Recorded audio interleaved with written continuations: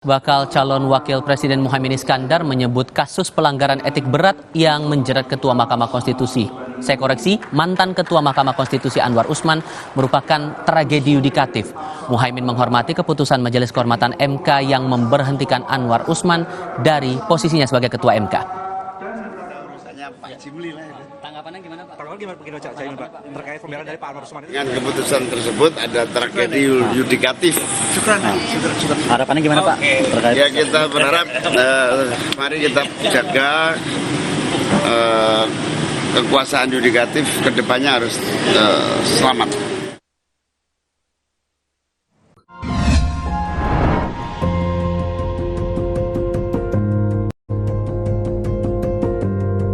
Kompas TV, Rumah Pemilu.